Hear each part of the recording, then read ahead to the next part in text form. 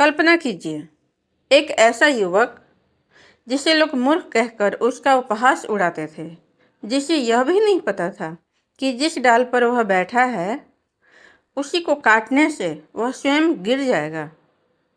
लेकिन समय ने ऐसा पलटा खाया कि वही युवक आगे चलकर भारत का सबसे महान संस्कृत कवि कहलाया। उसकी रचनाएं आज भी विश्वविद्यालयों में पढ़ाई जाती है और संसार के श्रेष्ठ साहित्य में गिनी जाती है। आखिर यह परिवर्तन कैसे हुआ? क्या यह केवल परिश्रम का परिणाम था या ईश्वर की कृपा ने उसका भाग्य बदल दिया? आइए सुनते हैं महाकवि कालिदास की अद्भुत जीवन गाथा। भारत की प्राचीन सभ्यता केवल अपने विशाल राज्यों और समृद्ध नगरों के लिए ही प्रसिद्ध नहीं थी, बल्कि ज्ञान, दर्शन और साहित्य की उस परंपरा के लिए भी जानी जाती थी जिसने पूरी दुनिया को प्रभावित किया। उस समय किसी मनुष्य की पहचान उसके धन से नहीं बल्कि उसके ज्ञान और चरित्र से होती थी। राजाओं के दरबारों में तलवारों से अधिक सम्मान विद्वानों को मिलता था। उन्हीं दिनों एक राज्य में अत्यंत विदुषी युवती रहती थी। बचपन से ही उसकी रुचि अध्ययन में थी। जब दूसरे बच्चे खेलते थे तब वह वेदों के मंत्र याद करती थी। जब दूसरे बच्चे विश्राम करते थे तब वह अपने गुरु से नए नए शास्त्र पढ़ती थी। समय बीतता गया, उसकी विद्वता इतनी बढ़ी कि दूर दूर से बड़े बड़े पंडित उससे शास्त्रार्थ करने आने लगे। कोई व्याकरण में निपुण था, कोई मीमांसा का आचार्य, कोई वेदों का ज्ञाता और कोई न्याय शास्त्र का विशेषज्ञ। लेकिन आश्चर्य की बात तो यह थी कि एक एक करके सभी उससे पराजित हो जाते। धीरे धीरे उसकी प्रसिद्धि पूरे देश में फैल गई। लोग कहते, यदि किसी को अपने ज्ञान पर गर्व है तो एक बार उस विदुषी से अवश्य मिलना चाहिए। लगातार मिलती सफलता ने उसके भीतर आत्मविश्वास तो बढ़ाया, लेकिन अनजाने में अभिमान भी जन्म लेने लगा। एक दिन उसने राजा की सभा में घोषणा की, मैं विवाह उसी पुरुष से करूंगी जो मुझे शास्त्रार्थ में पराजित करेगा। यदि कोई मुझे ज्ञान में नहीं हरा सकता तो मैं जीवन भर अविवाहित रहना स्वीकार करूंगी। यह समाचार आग की तरह पूरे राज्य में फैल गया। कई महीनों तक विद्वानों का आना जाना लगा रहा। हर दिन एक नया शास्त्रार्थ होता, हर दिन एक नया विद्वान हार कर लौट जाता। जो लोग पहले उनका सम्मान करते थे अब उसमें से कुछ ईर्ष्या करने लगे। एक दिन ऐसे ही कुछ पराजित विद्वान जंगल के रास्ते लौट रहे थे। उनके चेहरे पर निराशा साफ दिखाई दे रही थी। तभी उनकी नज़र एक विचित्र दृश्य पर पड़ी। एक युवक पेड़ की ऊंची डाल पर बैठा था। उसके हाथ में कुल्हाड़ी भी थी और वह उसी डाल को काट रहा था जिस पर वह बैठा हुआ था। एक विद्वान ने जोर से आवाज लगाई, अरे नीचे उतर आओ, डाल टूट जाएगी। लेकिन युवक ने उसकी बात पर ध्यान ही नहीं दिया। कुछ क्षण बाद चर चर और फिर धड़ाम, डाल टूटी और युवक सीधे जमीन पर आ गिरा। वह कुछ देर दर्द से कराहता रहा, फिर उठकर ऐसे मुस्कुराने लगा जैसे कुछ हुआ ही ना हो। यह देखकर विद्वान एक दूसरे का मुंह देखने लगे। उसमें से एक धीरे से बोला, जिस मनुष्य को इतनी भी समझ नहीं है कि जिस डाल पर वह बैठा है उसे नहीं काटना चाहिए, यदि इसका विवाह उस विदुषी से करा दिया जाए तो उसका सारा अभिमान मिट्टी में मिल जाएगा। सबने उसी समय योजना बना ली। वे युवक के पास पहुंचे। उसके चेहरे पर मासूमियत थी। वह छल कपट से दूर, सीधा साधा और मेहनती था। उन्होंने उससे पूछा, तुम्हारा नाम क्या है? युवक ने सरलता से अपना नाम बताया। फिर उन्होंने पूछा, क्या तुम विवाह करना चाहते हो? युवक हंस पड़ा। यदि कोई लड़की मुझे स्वीकार कर ले तो इससे बड़ी खुशी और क्या होगी।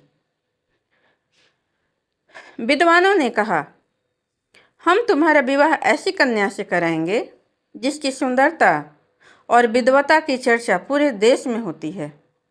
युवक को अपनी किस्मत पर विश्वास ही नहीं हुआ, लेकिन विद्वानों ने एक शर्त रखी, तुम्हें किसी भी प्रश्न का उत्तर मुंह से नहीं देना है, मतलब बोल के नहीं देना है, केवल हमारे संकेतों का पालन करना है।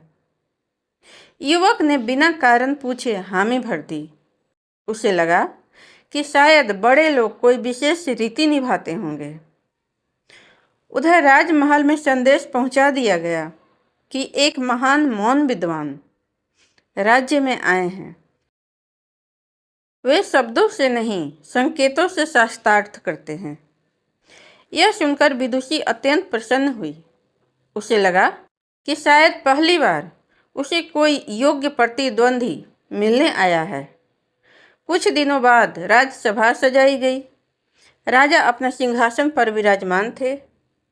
चारों ओर मंत्री, आचार्य, ऋषि और विद्वान बैठे थे।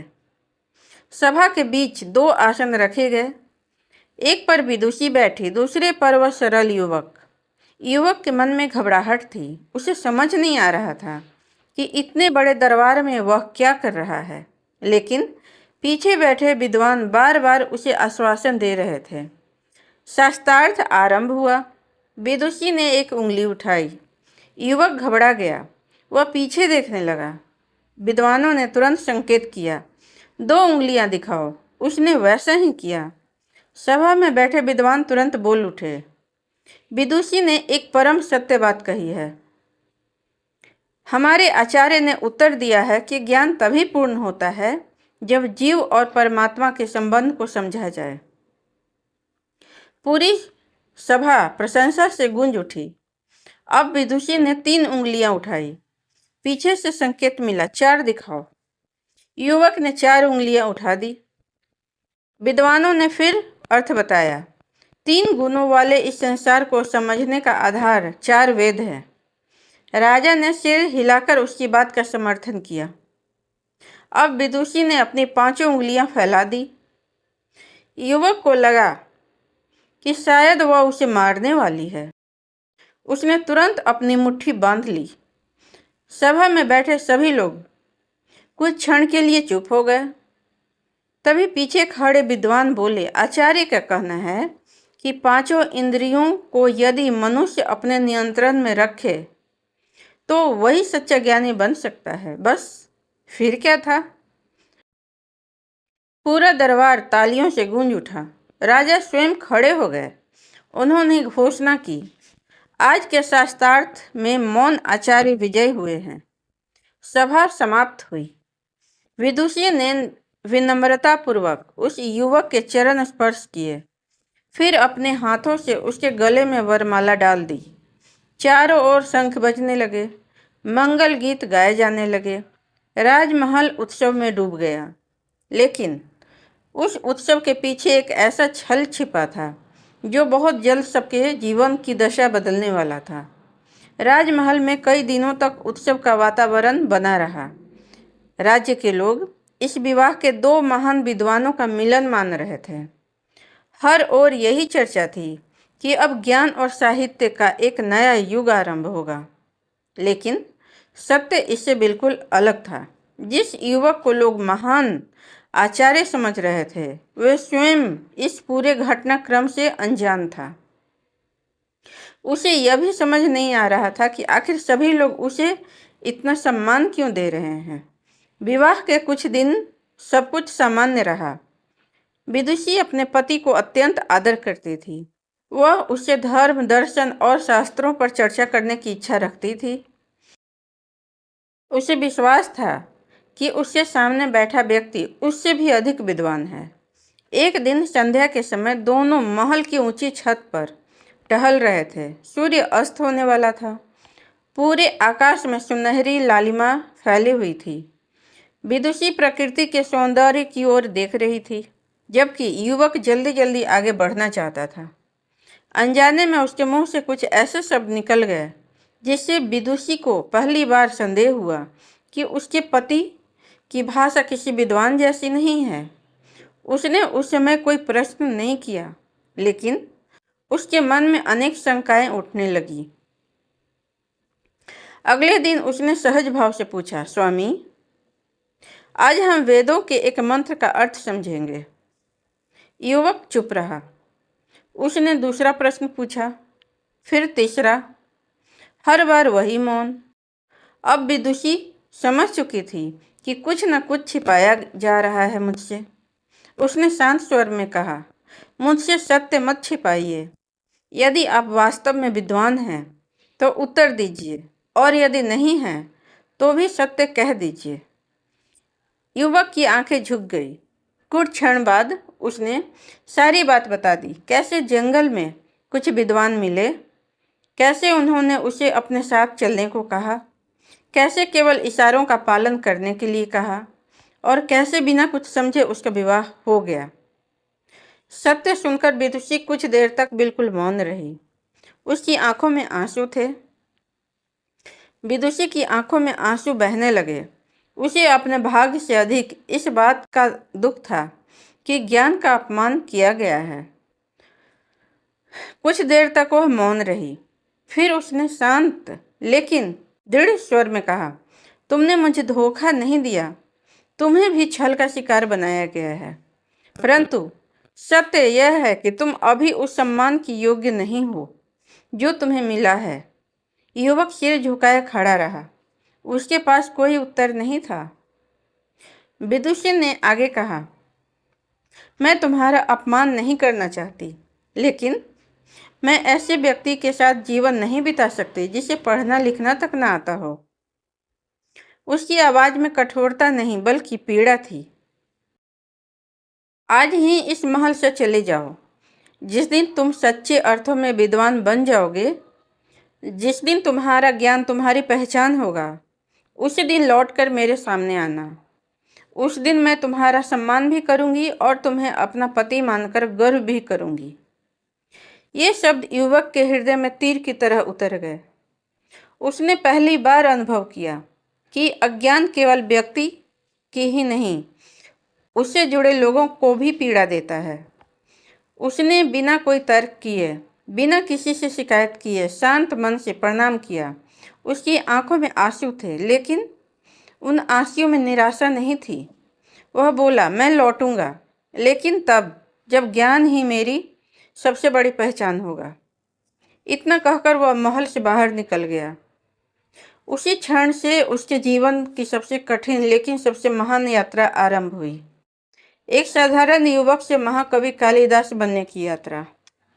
उसने अंतिम बार उस महल को देखा जहां उसे सम्मान तो मिला था, लेकिन उस सम्मान के योग्य वह स्वयं नहीं था।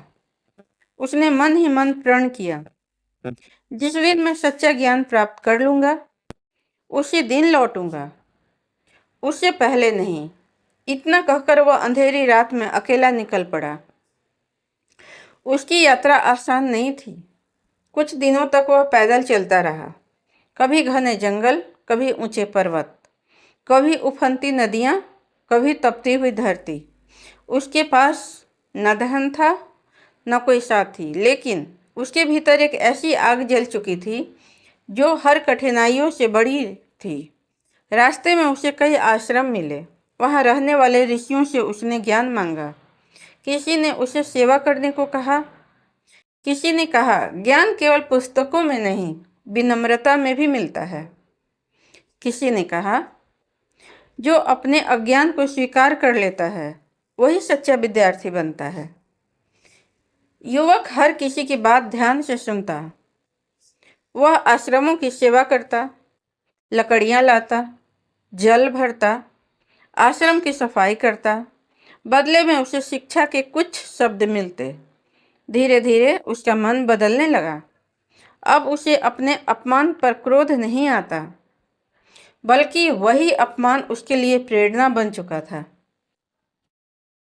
एक दिन लंबी यात्रा करते करते वह एक घने वन में पहुंचा। वन के बीच एक प्राचीन मंदिर था। चारों ओर घना सन्नाटा था। मंदिर के भीतर केवल एक दीपक जल रहा था। वह धीरे धीरे अंदर गया। सामने माँ काली की भव्य प्रतिमा विराजमान थी। युवक उनके चरणों में बैठ गया। उसकी आंखों से आंसू बहने लगे।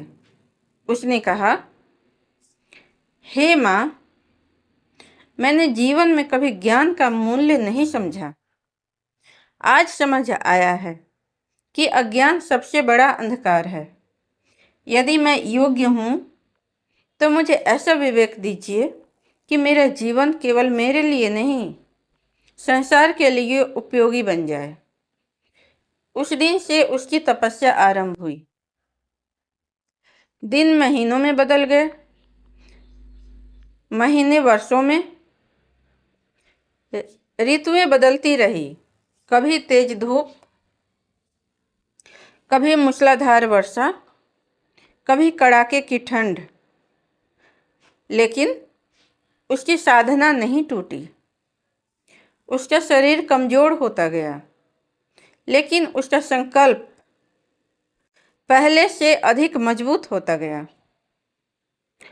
भारतीय लोक परंपराओं में कहा जाता है कि वर्षों की कठोर साधना के बाद माँ काली उसकी भक्ति से प्रसन्न हुई। एक रात पूरा मंदिर दिव्य प्रकाश से भर उठा। युवक ने आंखें खोली। उसके सामने तेजस्वी प्रकाश फैल रहा था। उसने श्रद्धा से सिर झुका दिया। उसी क्षण उसे ऐसा अनुभव हुआ मानो उसके भीतर का अज्ञान धीरे धीरे समाप्त हो रहा हो। उसके मन में नई ऊर्जा जाग उठी। उसकी सोच बदल गई। उसकी वाणी में गंभीरता आ गई। उसके भीतर ज्ञान प्राप्त करने की अद्भुत क्षमता विकसित होने लगी।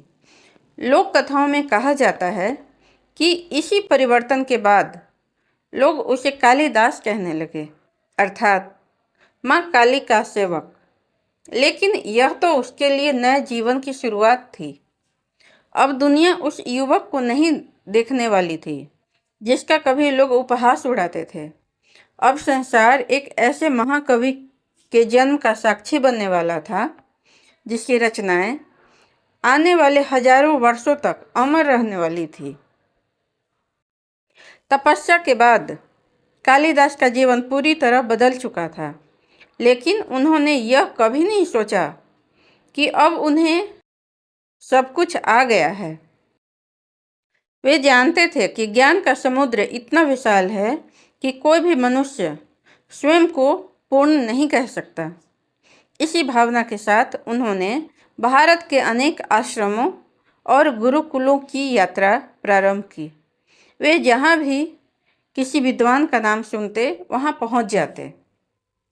किसी से व्याकरण सीखते, किसी से छंद शास्त्र, किसी से वेद, किसी से दर्शन और किसी से काव्य की सूक्ष्म बारीकियाँ।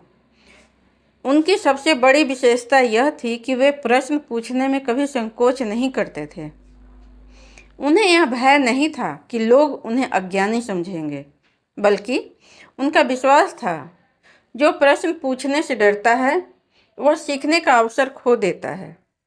वर्षों की साधना और अध्ययन ने उनके व्यक्तित्व को पूरी तरह बदल दिया। अब उनकी वाणी में मधुरता थी, विचारों में गहराई थी और शब्दों में ऐसी शक्ति थी कि सुनने वाला देर तक उन्हें भूल नहीं पाता था। धीरे धीरे उनकी ख्याति एक राज्य से दूसरे राज्य तक फैलने लगी। जहाँ भी विद्वानों की सभा होती, वहाँ कालिदास का नाम सम्मान से लिया जाता। एक बार एक प्रसिद्ध राजा ने उन्हें अपने राज दरबार में आमंत्रित किया। दरबार में उस समय देश के अनेक विद्वान उपस्थित थे। राजा ने उनका स्वागत करते हुए कहा, आचार्य, आपकी विद्वता की चर्चा हमने बहुत सुनी है। आज हम स्वयं आपकी वाणी से कुछ सुनना चाहते हैं। कालिदास ने विनम्रता से हाथ जोड़कर उत्तर दिया, राजन, यदि मेरी लेखनी में कोई सौंदर्य है तो वह प्रकृति और परमात्मा की कृपा है। मैं तो केवल उन भावों को शब्द देता हूँ जिन्हें सृष्टि स्वयं प्रतिदिन रचती है। इतना कहकर उन्होंने अपना काव्य सुनाना आरंभ किया। उन्होंने पर्वतों का वर्णन किया, नदियों का, बादलों का, ऋतुओं का, वनों का और मानव हृदय की भावनाओं का। उनके शब्द इतने जीवंत थे कि ऐसा प्रतीत होता था मानो श्रोताओं के सामने वही दृश्य साकार हो गया। सभा में पूर्ण शांति छा गई। कोई बीच में नहीं बोला।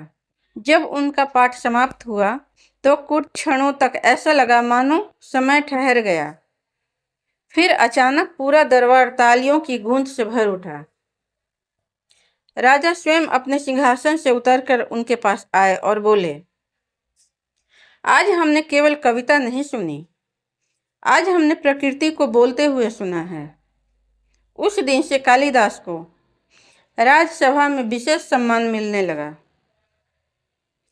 लेकिन सम्मान मिलने के बाद भी उनके स्वभाव में कोई परिवर्तन नहीं आया। वे आज भी साधारण जीवन ही जीते थे। उन्हें महलों से अधिक वन प्रिय थे। उन्हें आभूषणों से अधिक पुस्तकें प्रिय थी। उन्हें प्रशंसा से अधिक अध्ययन प्रिय था। समय के साथ उनकी लेखनी और भी परिपक्व होती गई। उन्होंने ऐसी ऐसी रचनाएं लिखी जिन्हें आज भी संस्कृत साहित्य की अमूल धरोहर माना जाता है। उन्होंने अभिज्ञान शाकुंतलम की रचना की, जिसमें राजा दुष्यंत और शकुंतला की प्रेम कथा को अत्यंत सुंदर ढंग से प्रस्तुत किया। उन्होंने मेघदूतम लिखा, जिसमें एक बिरही यक्ष बादलों के माध्यम से अपने प्रिय तक संदेश पहुंचाने की कल्पना करता है। उन्होंने रघुवंशम में सूर्य वंश के महान राजाओं का गौरवशाली इतिहास काव्य के रूप में प्रस्तुत किया। कुमार संभवम में भगवान शिव और माता पार्वती के दिव्य मिलन का अत्यंत सुंदर वर्णन किया और ऋतु संहार में भारत की 6 ऋतुओं का ऐसा चित्रण किया कि आज भी पाठक स्वयं को उन दृश्यों के बीच खड़ा हुआ महसूस करता है। धीरे धीरे उनकी ख्याति पूरे भारत में फैल गई। विद्यार्थी उनके ग्रंथों से काव्य सीखने लगे। विद्वान उनकी रचनाओं पर टीकाएं लिखने लगे। दूर देशों से आने वाले यात्री भी उनके बारे में पूछने लगे। उनका नाम केवल एक कवि के रूप में नहीं, बल्कि संस्कृत साहित्य के शिखर पुरुष के रूप में लिया जाने लगा। लेकिन जितनी ऊंचाई मिलती है उतनी ही बड़ी परीक्षा भी जीवन में आती है। कभी प्रशंसा करने वाले लोग भी आलोचना करने लगते हैं। कभी सम्मान के बीच भी अकेलापन आ जाता है। और कालिदास के जीवन में भी एक ऐसा समय आया जब उन्हें समझ आया कि महान बनने के बाद सबसे कठिन कार्य महान बने रहना होता है। यही वह समय था जिसने उनके जीवन को एक बार फिर नई दिशा दी और उनके अंतिम वर्षों को रहस्य से भर दिया। कालिदास अब केवल एक कवि नहीं रहे थे, वे भारतीय ज्ञान परंपरा का ऐसा नाम बन चुके थे जिनकी चर्चा दूर दूर तक होने लगी थी। उनके काव्य में प्रकृति बोलती थी, ऋतुएं मुस्कुराती थी, पर्वत जीवित हो उठते थे और मानवीय भावनाएं शब्दों का रूप ले लेती थी। जहाँ भी विद्वानों की सभा होती, वहाँ उनके श्लोकों का उल्लेख भी अवश्य होता। राजा उन्हें अपने दरबार में आमंत्रित करना गर्व की बात समझते थे। विद्यार्थी उनकी रचनाओं को पढ़कर भाषा और काव्य की शिक्षा प्राप्त करते थे। लेकिन जितनी ऊंचाई मनुष्य प्राप्त करता है, उतनी ही बड़ी परीक्षा भी उनके जीवन में आती है। कालिदास के जीवन के अंतिम वर्षों के बारे में इतिहास पूरी तरह स्पष्ट नहीं है। यही से इतिहास और लोक कथाओं के मार्ग अलग अलग दिखाई देने लगते हैं। कुछ लोक कथाओं में यह भी कहा जाता है कि उनकी प्रसिद्धि से ईर्ष्या करने वाले लोग बढ़ने लगे थे। कहीं यह भी कथा मिलती है कि उन्हें षड्यंत्रों का सामना करना पड़ा। कहीं यह भी कहा जाता है कि एक लालची स्त्री ने पुरस्कार पाने के लोभ में उनकी हत्या कर दी। लेकिन इन कथाओं का समर्थन करने वाला कोई विश्वसनीय ऐतिहासिक प्रमाण उपलब्ध नहीं है। इसी कारण आधुनिक इतिहासकार उन्हें लोक परंपराओं का हिस्सा मानते हैं, न कि सीधे इतिहास। इतिहास हमें इतना अवश्य बताता है कि कालिदास ने अपने जीवन काल में ऐसी रचनाएं दी जिन्होंने संस्कृत साहित्य को नई ऊंचाइयों तक पहुंचा दिया। उनकी प्रसिद्धि केवल भारत तक सीमित नहीं रही। समय बीतने के साथ उनकी कृतियों का अनेक भाषाओं में अनुवाद हुआ। दुनिया के विद्वानों ने उनकी तुलना महान नाटककारों और कवियों से की। लेकिन कालिदास की सबसे बड़ी विशेषता केवल उनका ज्ञान नहीं था, बल्कि प्रकृति को देखने का उनका दृष्टिकोण था। वे एक बादल में संदेशवाहक को देख लेते थे, एक ऋतु में जीवन का उत्सव देख लेते थे, एक वन में कविता खोज लेते थे और एक साधारण घटना में भी गहरा दर्शन प्रस्तुत कर देते थे। यही कारण है कि उनकी रचनाएं आज भी नई लगती है। समय बदल गया, राज्य बदल गए, भाषाएं बदल गई, लेकिन कालिदास के शब्द आज भी जीवित हैं। उनकी रचनाएं आज भी विद्यालयों और शोध संस्थानों में पढ़ाई जाती है। उन पर नए नए शोध होते हैं, नाटक मंचित किए जाते हैं और हर पीढ़ी उन्हें अपने ढंग से समझने का प्रयास करती है। यदि हम उनके जीवन से कोई सबसे बड़ी सीख लें तो वह यह नहीं कि वे महान कवि थे। सबसे बड़ी सीख यह है कि मनुष्य का अतीत उनके भविष्य का निर्णय नहीं करता। जिस युवक को कभी लोग अज्ञानी कहकर हंसते थे, उसी युवक ने अपनी लगन, अध्ययन और ज्ञान के प्रति समर्पण से ऐसा स्थान प्राप्त किया जहां पहुंचने का सपना भी बहुत कम लोग देख पाते हैं। यह भी सत्य है कि उनके जीवन की अनेक घटनाएं लोक कथाओं से जुड़ी हुई है। माँ काली की कृपा, विदुषी से विवाह, संकेतों वाला शास्त्रार्थ और उनके जीवन की कई अन्य घटनाएं भारतीय लोक परंपरा से अत्यंत लोकप्रिय है। वहीं दूसरी ओर इतिहास केवल उन्हीं बातों को स्वीकार करता है जिनके प्रमाण उपलब्ध हैं। इसलिए कालिदास का जीवन हमें एक और महत्वपूर्ण बात सिखाता है। इतिहास का सम्मान करना चाहिए और लोक कथाओं का भी आदर करना चाहिए, लेकिन दोनों के बीच का अंतर समझना भी आवश्यक है। शायद यही कारण है कि हजारों वर्षों बाद भी कालिदास केवल इतिहास के पात्र नहीं हैं, वे भारतीय संस्कृति की जीवित स्मृति हैं। जब भी कोई कवि प्रकृति का वर्णन करता है, जब भी कोई लेखक प्रेम, विरह या सौंदर्य को शब्द देता है, जब भी कोई विद्यार्थी संस्कृत साहित्य का पहला अध्याय खोलता है, तब कहीं न कहीं महाकवि कालिदास की परंपरा फिर से जीवित हो उठती है। और अंत में यदि कोई आपसे पूछे कि कालिदास की सबसे बड़ी उपलब्धि क्या थी, तो उत्तर केवल इतना होगा, उन्होंने संसार को यह विश्वास दिलाया कि ज्ञान जन्म से नहीं मिलता, बल्कि जिज्ञासा, परिश्रम और निरंतर सीखने की इच्छा से प्राप्त होता है।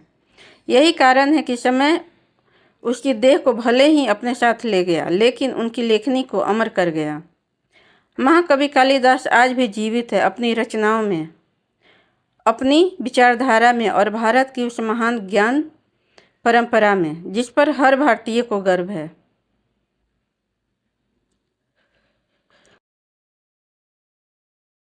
यदि आपको यह कहानी प्रेरणादायक लगी हो तो इसे अधिक से अधिक लोगों तक अवश्य पहुंचाएं, क्योंकि महान व्यक्तियों का जीवन केवल पढ़ने के लिए नहीं, बल्कि उसे कुछ सीखने के लिए भी होता है।